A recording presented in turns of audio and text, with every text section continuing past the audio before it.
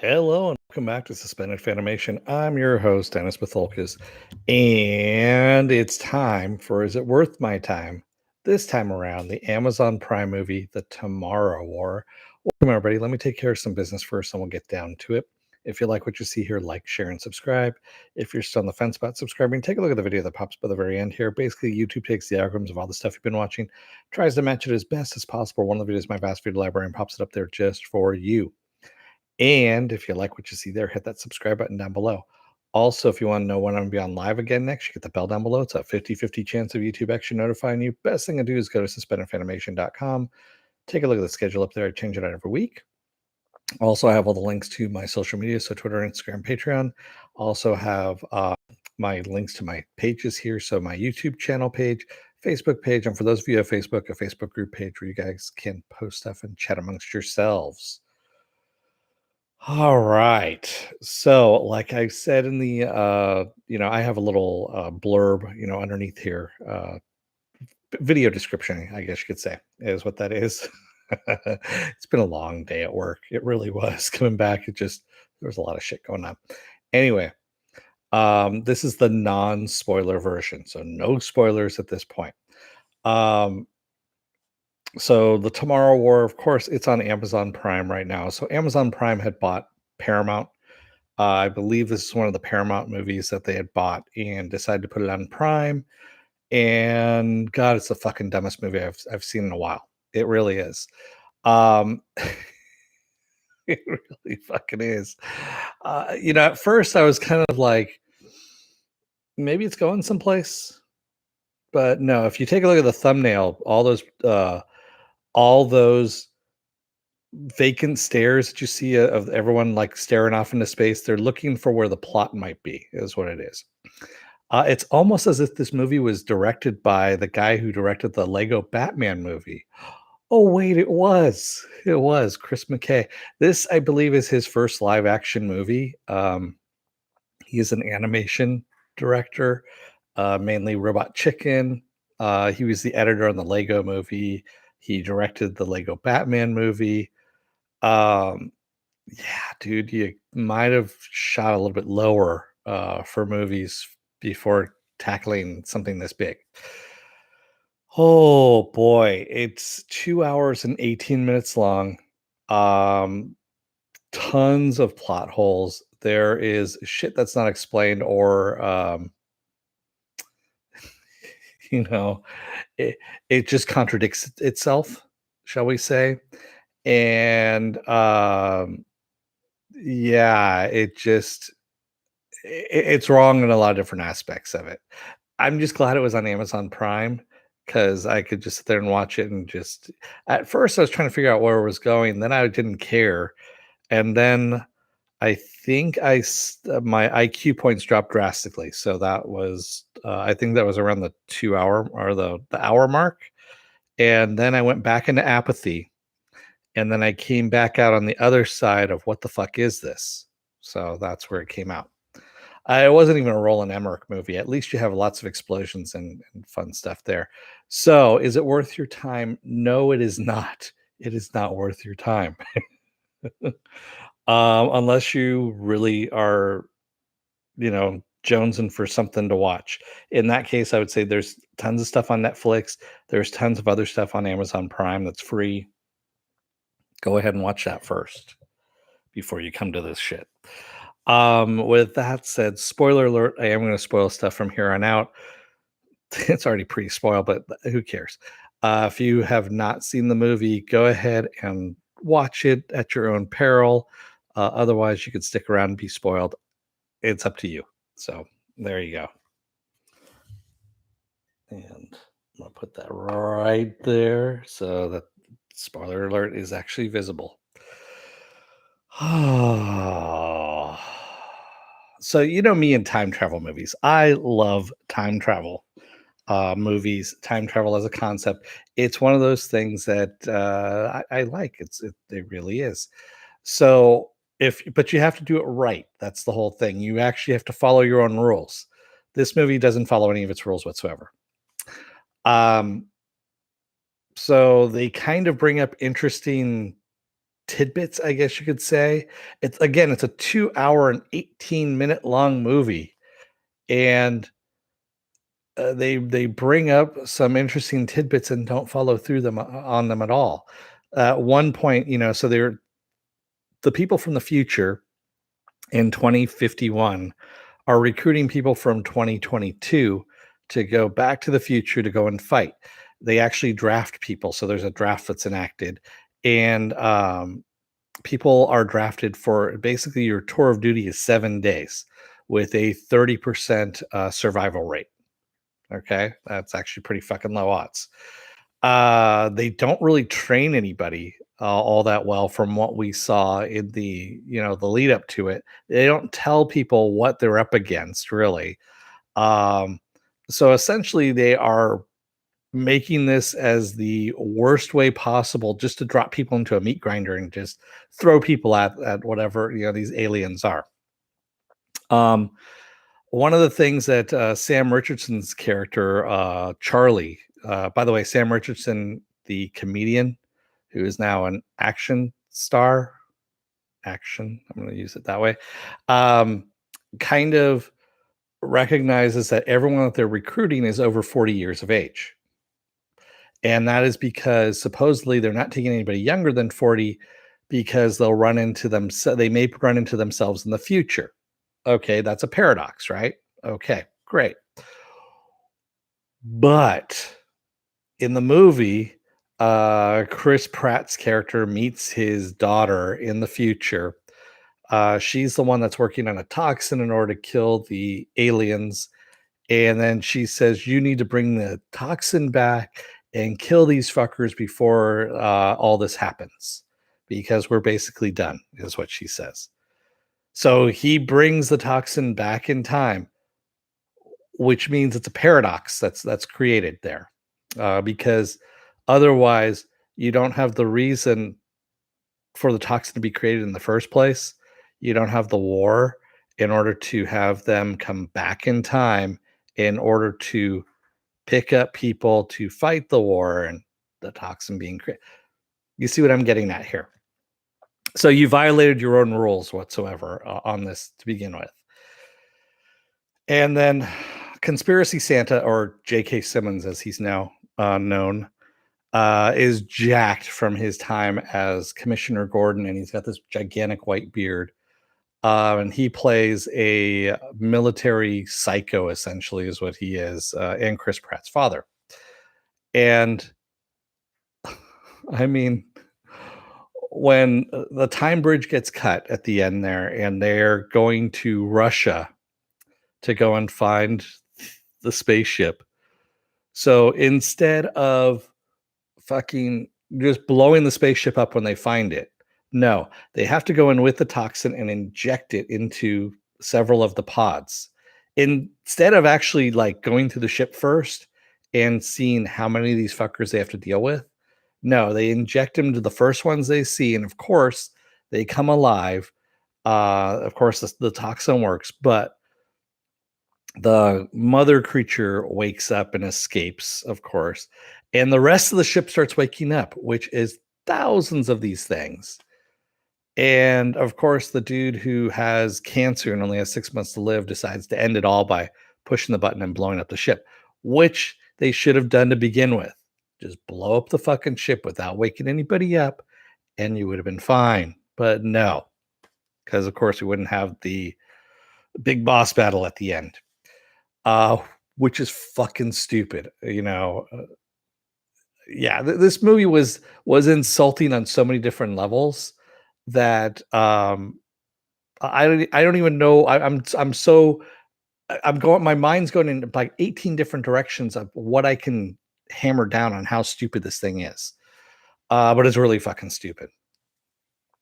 Applecrow says J.K. Simmons, Jacked K. Simmons was the best part of the movie, aka Conspiracy Santa. Yes.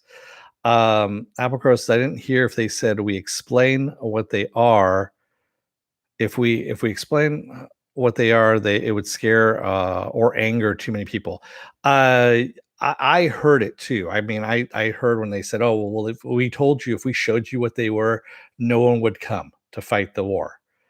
And it's like, well, they probably still would because they'd be forced to because they are in a draft. They're being drafted. They're being forced to go anyway. So, yeah, dude, there's just so many stupid things in this that, uh, yeah. I mean, like I said, they didn't prepare these people at all. They didn't even give them armor or anything like that. They're like, wear your shorts if you want to, wear some whatever, that Target camo jacket that you got. And we'll send you into war that way. We'll give you guns, but that's about it. Fucking stupid movie. It really was. And of course, we win in the end. Um, Yeah, a friend of mine on Facebook, his one of his friends says he basically did like a small little synopsis in a paragraph as to what, and we won. And I said, "We won, USA, USA," because that's pretty much what this movie is. This is a dumb version of Independence Day. Is really what this is. This was the stupid version of Independence Day. Is what this is. Yeah. So it's definitely not worth your time. Stay the fuck away from it. Go watch Independence Day again or even Independence Day 2, which is even a better movie than this movie. As bad as that is. Yes. Apple Crow says you can't have an alien movie with people acting smart though. Yeah, you can. You can have an alien movie with people acting smart. But yeah, and I was so disappointed. I mean, honestly, I haven't followed Yvonne I don't want to murder her name, Strahovski, since Chuck. Quite honestly, I know she's been in other stuff like The Handmaid's Tale and all that stuff. I haven't watched any of that. Sorry, I just haven't. So her being in this movie, and I'm like, hun, you need to find a new agent. Find a new agent that's going to find you some good movie roles. Not this one. This is not a good. You could do better. You can do better than this. You were in Dexter, for God's sakes. She was even good in Dexter. I remember her in Dexter, yes, so that was good. But yeah. Yeah, and Chloe from 24. Well, didn't we have like an office reunion there? Chloe from 24 and Chris Pratt, weren't they both in the office? Right? So it was kind of a mini office reunion right there.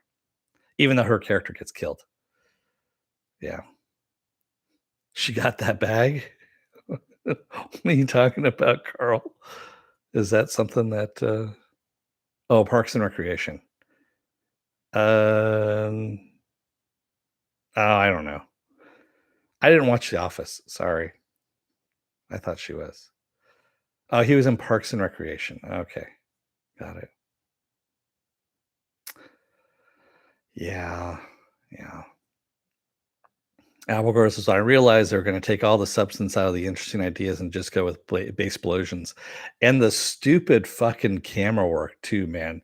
The shaky cam combined with the stupid zooming in and then, you know, it zooms in, stops, then kind of pans and then zooms back out again. And I was like, what the fuck? Who in the hell edited this shit? I mean, it was bad. Ugh, man. And I mean, also the white spikes. Come on, white spikes? That's what you name these things? Yes, they're white and they shoot spikes. What was it, a 5-year-old name these things or what?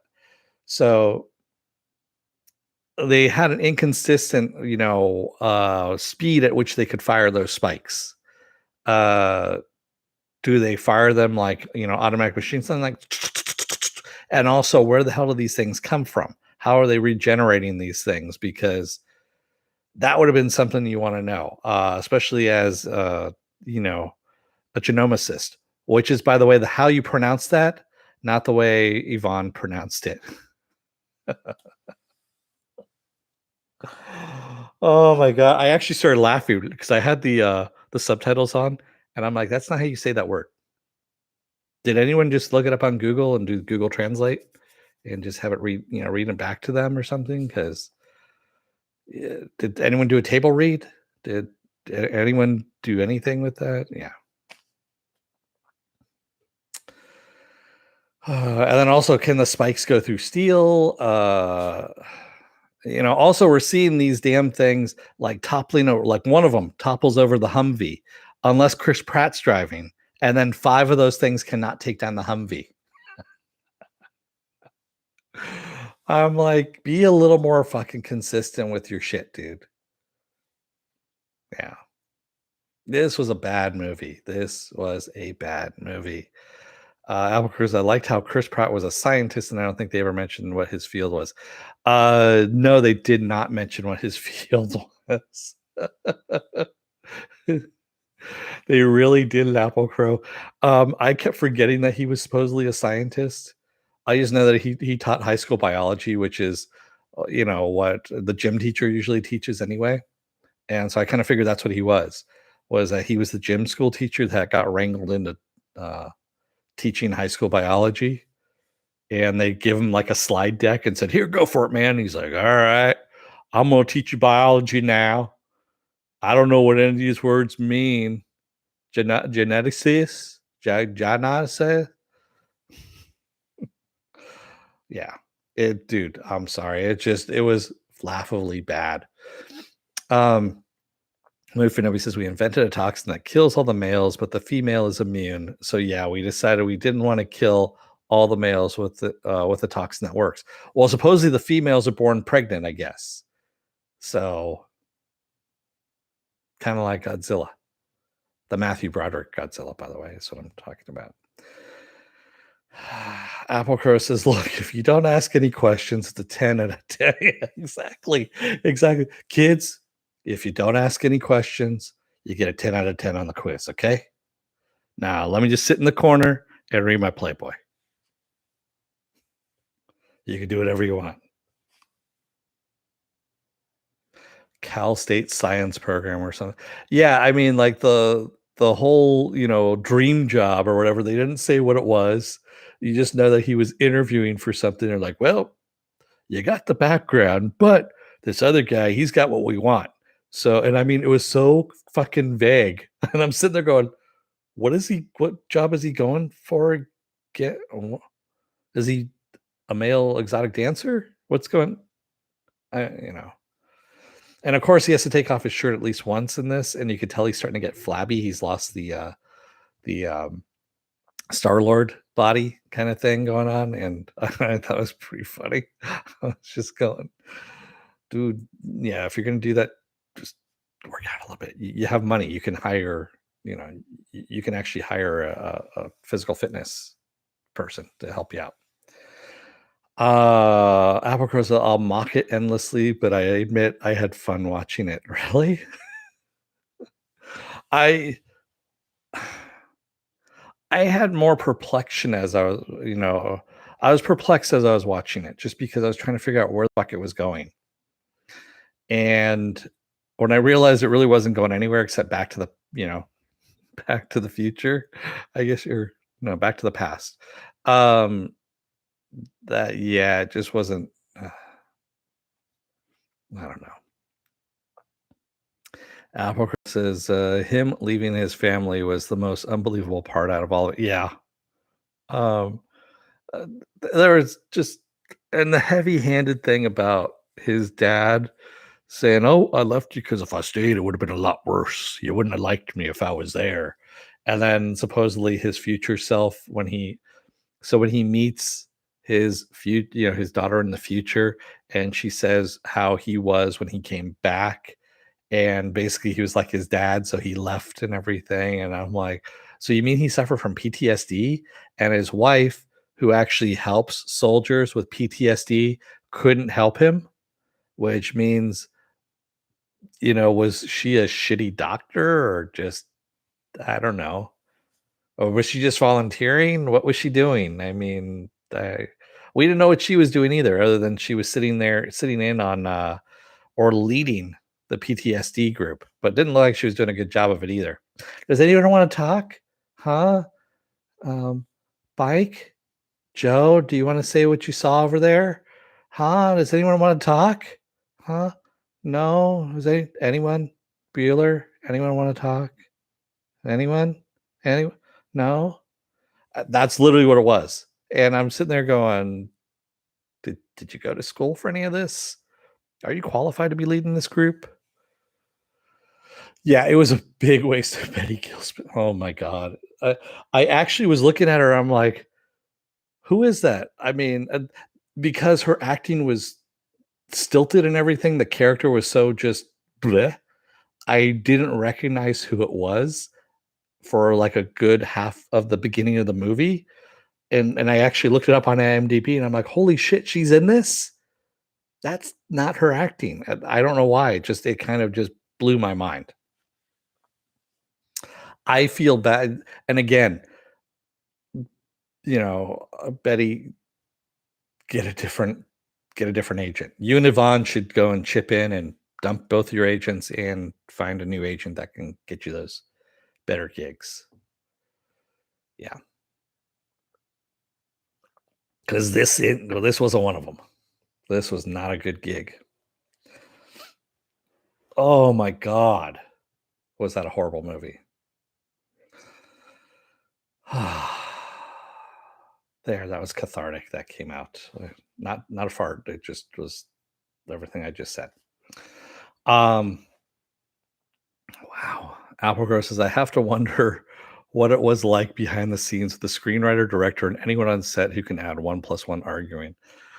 I don't know, man. Maybe because it was shot during COVID, maybe they just, never saw each other and they had Zoom meetings and he did whatever he wanted. Chris McKay still just did whatever he wanted. And it's like, here's the dailies. I'm going to go and animate some of these things.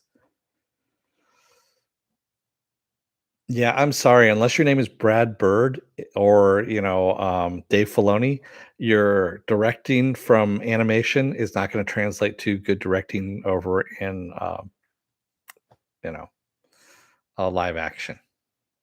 There are some people that are just naturally gifted at it, and Chris McKay is not one of them. I'm sorry.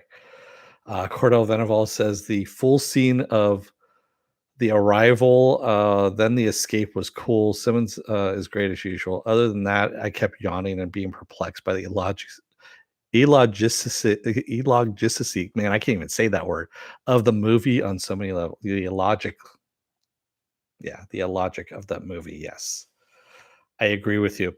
Um, Good God, man, that was fucking stupid. It really was. I think I lost actual IQ points permanently because of that movie, and that's what I'm gonna blame it on. Had nothing to do with the other illicit drugs that were being had. Supposedly at the time. Yeah. Applegrow says even at 2 hours and 18 minutes, I feel like they edited out a lot of the basic exposition. Felt like it suggested that they were worried about paradoxes, so that was why they had old weapons and clothes, but never came out and said it. Uh, yeah, there was a lot of stuff that they kind of focused on his relationship with his daughter, which is great and all, but like focus a little bit more on the fucking plot, you know? Just much more on the plot. And yeah, I don't know, man. It was just bad. Really, really fucking bad. So speaking of bad, I know everyone was kind of wondering if I was going to have memberships up on this thing and everything. I actually was looking at it, and there's a lot more work I need to do because I need to have other stuff in place first before I can actually do the membership portion of it. Because then if I have to go back in and edit the memberships, then it cancels everyone's memberships and blah blah. So yes, it's going to be a little bit longer. Um, Apple Crow says, "What I mean is, it felt like someone was on set was thinking about those things, but they were all cut for inexplicable reasons. Because explosions, man. We need more explosions. We need more spikes, man. We need more. I don't know. People being eaten by white spikes. Plot interferes with fun. Oh, that sounds like such a Ralph Wiggum thing. Plot interferes with fun.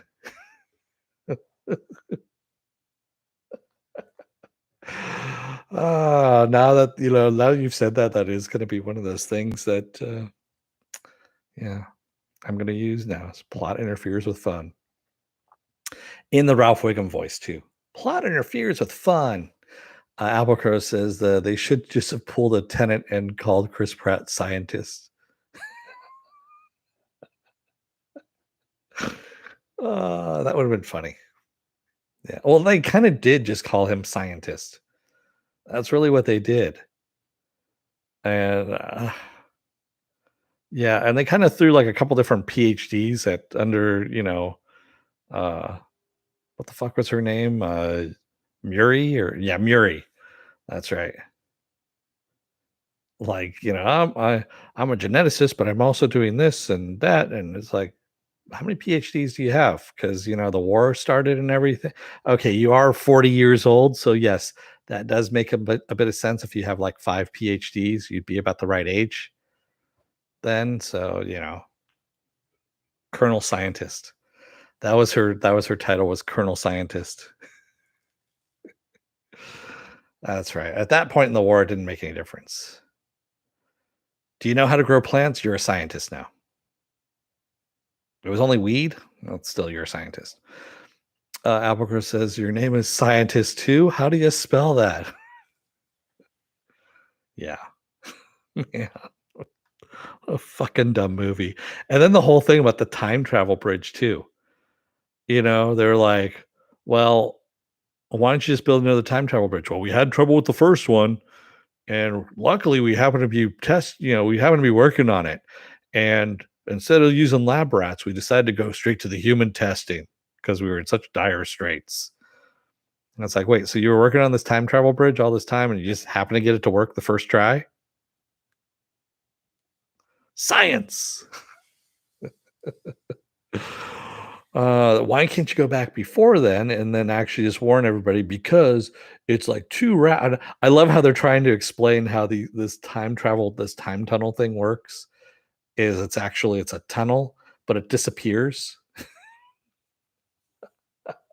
It's supposed to be a wormhole through time, yet it disappears. It's like wormhole means that you actually have stability going on and it's actually still there, and that's what a wormhole is. Man, God, that was just stupid. It really was.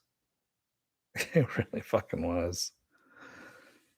And then also, why are they just sucking people up into the air and then dropping them when you saw the first people that arrived? They came in on the ground.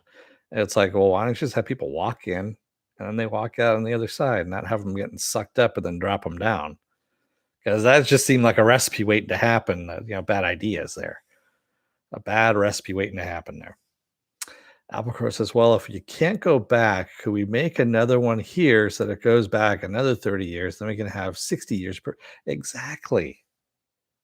Exactly. Send back, unless the person's dead who made the original one, in which case you're shit out of luck. Maybe they just didn't have the element that they needed in order. That's what it is. They didn't have the unobtainium, the Cameronium that they needed because it wasn't discovered yet, because James Cameron hadn't gone down to the Marianas Trench and find it at that point. They needed the Cameronium in order to make the time tunnel work. That's what it was. And James Cameron and his robot body was out there to go and find it. Now I'm just mixing shit together. Uh, Tony Stark built one in a cave out of spare parts. Exactly. Carl M says they were trying to explain time travel using the model described by Neil deGrasse Tyson. I realize that, but they dumbed it down so much that they actually made it dumber than what they needed to. Neil deGrasse Tyson just basically made a very simple statement, and the way they kind of threw it out there and dumbed it down too made it seem like, well, that doesn't work. But yeah, sure. Alvarez says, "Sorry, I've been watching some rewatching some MCU." That's okay, man. I watched Superman last night, the original Donner Superman, because Richard Donner had passed away. And also it's my favorite movie too. And it's on HBO Max. Found out that someone hacked into my HBO Max account, so I had to fix that too. Fucking, it was one day, dude. I was watching it one day, I was fine. Came back the next day, and someone attacked my account. That shit ended real fast. Um, Applecrow says, as with Tenant, I feel like we saw half of a trilogy without the beginning and end. Yeah, it seems kind of like that movie Ronin, which is a middle movie, middle, it's all chase scene at the in the middle and no beginning, no end.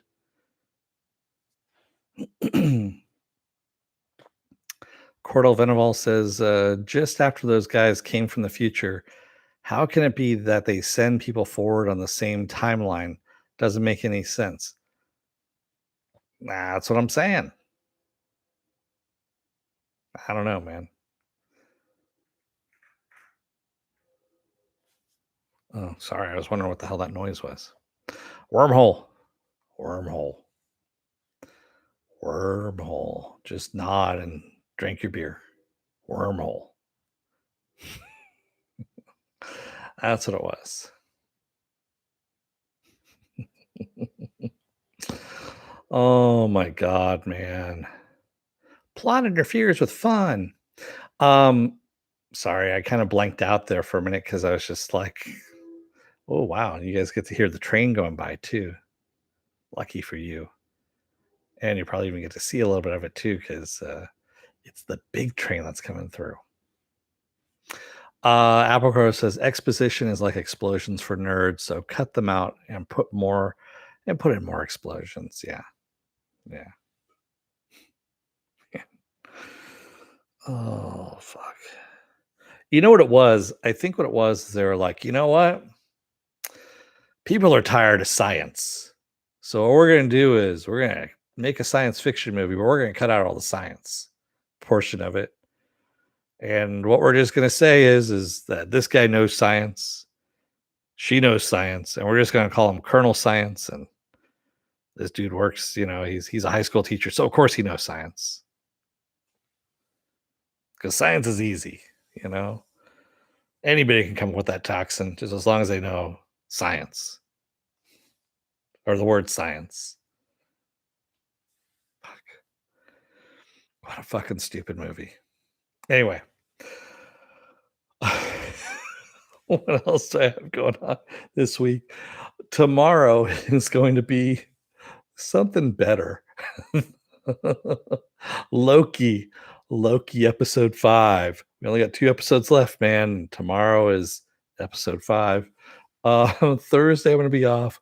Friday is going to be another episode of Star Wars: The Bad Batch, and hopefully it goes someplace. It finds out where it's going to go and where it sits in this whole Clone Wars mess, if you will. Saturday will be Saturday morning blast off, where I take the genre news of the weekend and genre stuff you guys want to talk about. We talk about it. Sunday, this time around, will actually be spoiler alert, episode 3, where you guys can talk about spoiler everything. Well, shit, I got to watch Black Widow then at that point. So you motherfuckers don't spoil it for me. Monday, I'll be off. And then Tuesday, I'll roll back around again with Is It Worth My Time, which will most likely be Black Widow. That's right. We'll be doing Black Widow on next Tuesday. That sounded wrong, but still, I'll be covering Black Widow next Tuesday. There we go.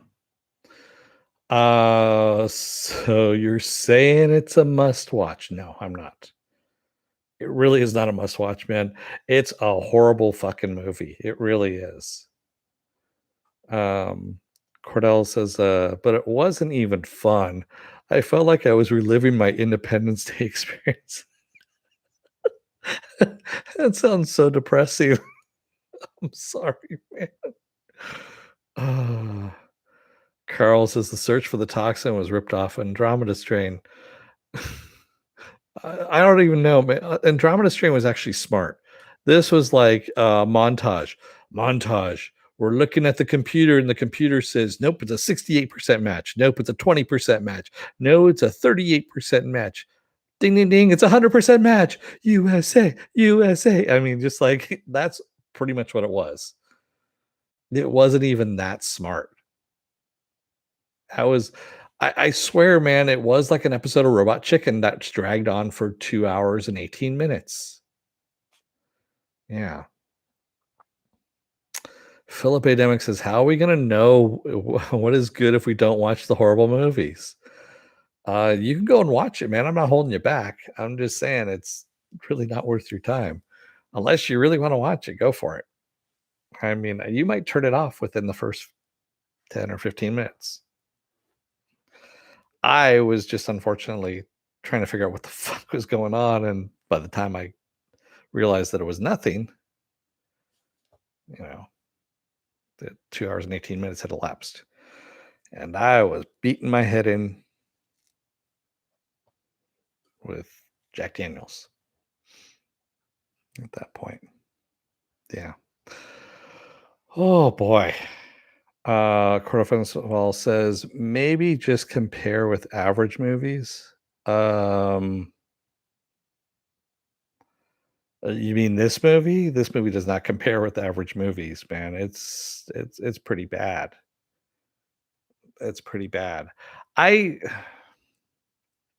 I wanna give movies the benefit of the doubt, but if you're sinking this many millions into a movie and you haven't just done basic fucking script writing on this, uh, everything that we just called out here, I mean, is basic, basic stuff that should have been covered, by whoever the screenwriter was on this thing, or screenwriters. Most likely, there was 18 of them at one point in time, and should have been hammered out to begin with.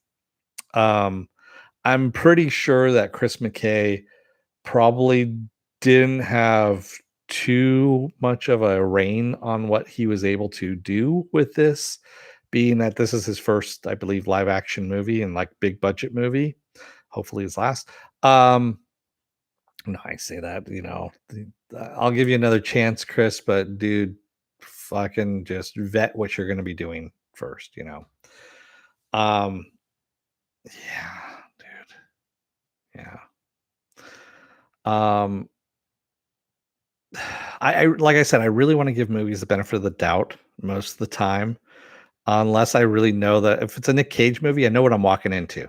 I know I'm walking into a shit fest to begin with. I see that with the Pig trailer. You know it's a shit fest when you're walking into it. You see that with Wally's Wonderland. You know it's a shit fest when you're walking into it.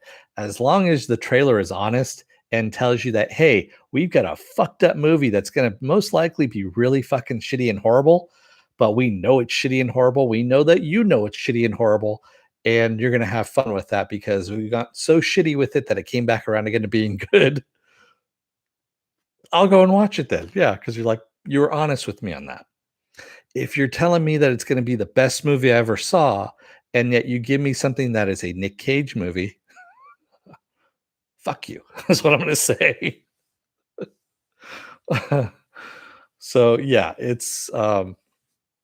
that's where I lie on all of these things. Yeah, you need to be a little more honest with the trailer. I know you're trying to get butts and seats, you're trying to sell tickets, but you need to come up with better material. You need to polish that material and make it shine. It's not that difficult, really. It really isn't. If you have competent writers, which there are a lot of competent writers out there, a lot of competent writers. None of them reside in Hollywood, obviously, but there are competent writers out there that can write scripts. So,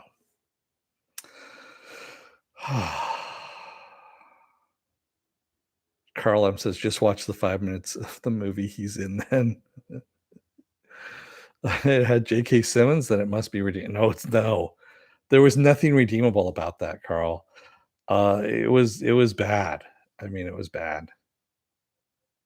Yeah. I can't believe that pig is real as well, Penn. That's still it blows my mind. It really does that I'm still waiting for the movie where he plays himself being berated by his past self who won the Oscar for being such a shitty actor.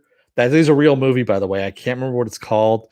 Now I have to look it up because That's the one I'm looking forward to because it's Nick Cage being meta Nick Cage, and so we've come around full circle on career to he's done the JCVD is basically is where he's at on this. And I'm like, all right, dude, I want to see this. I want to see what's gonna happen here.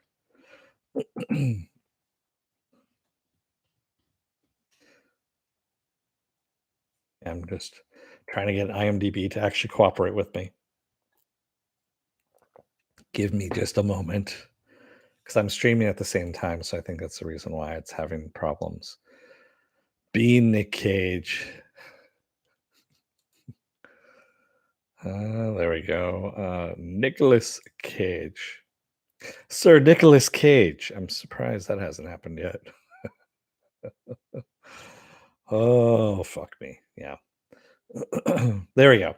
The unbearable weight of massive talent is what it's called.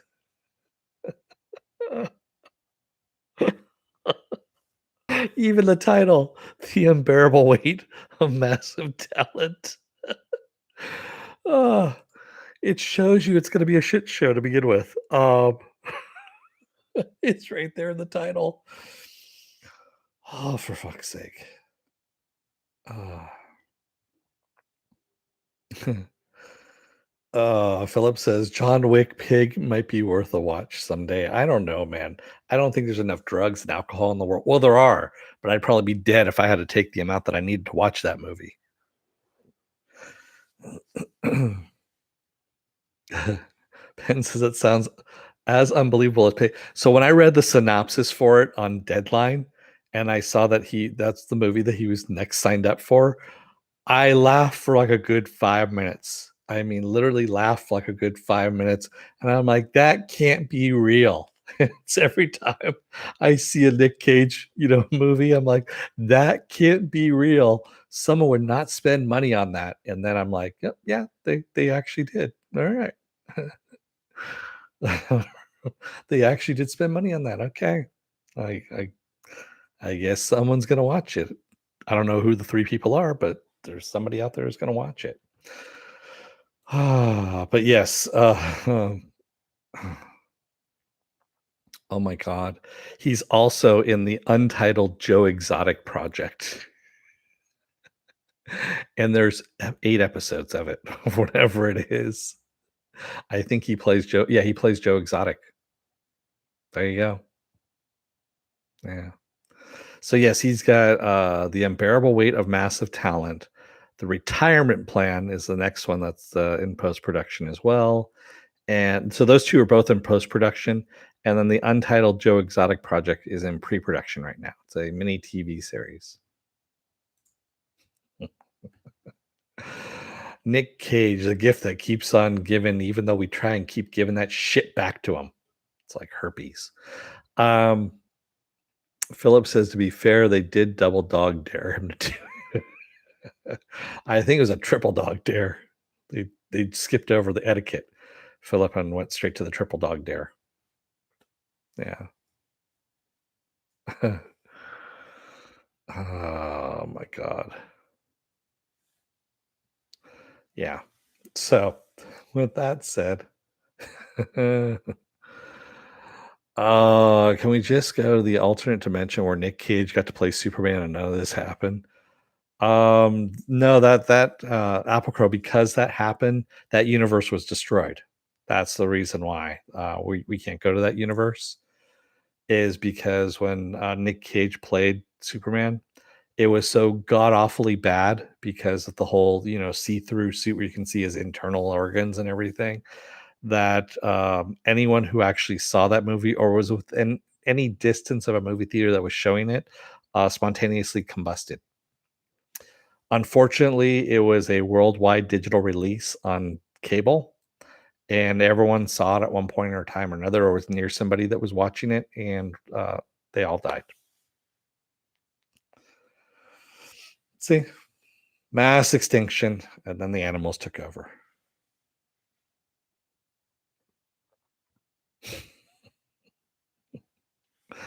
That's why you can never give Nicolas Cage too much power in a movie. All right. With that said, I'm gonna let you guys go for the night because I'm running at the 45-minute mark here. It's almost as long as the movie, man. It's almost as well. I don't think I can run the 2 hours and 18 minutes on of that piece of shit. Anyway, thank you everybody who joined me today in the chat. Thank you if you made it this far in this video. And I'm sorry if you actually watched the movie. You know, oof, man, I'm sorry I watched that movie. Um, I'll be back again tomorrow for Loki. If you like what you see here, like, share, and subscribe. If you're still on the fence about subscribing, take a look at the video that pops up at the very end here. And if you like what you see there, hit that subscribe button down below there.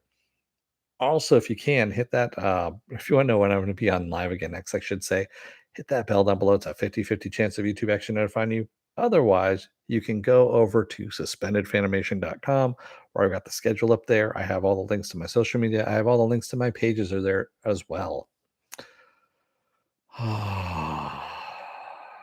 Albacore says, see, I said we'd have a good discussion.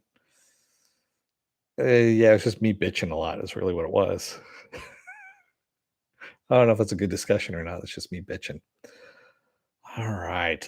Thank you, everybody. I will see you again tomorrow for the ever excellent Loki. Until then, don't let the door hit your ass on the way out. Otherwise, you may end up getting recruited to go and fight in the future war because you're old enough so you won't create a paradox, but you're going to bring something back from the future to the past that will create a paradox, but no one really cares about that kind of plot hole because no one cares about science in this movie anyway. Thanks, everybody. I will see you guys again.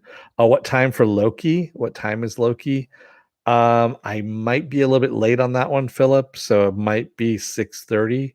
I got to take the little shit into the vet to do a little anal gland expression. More than you wanted to know, but still, she needs to have it done. Anyway, I'll see you guys again tomorrow. Until then, stay safe, be well, take care. Wear those masks, get those vaccine shots, and I will see you again tomorrow for Loki. Have a good night, everyone.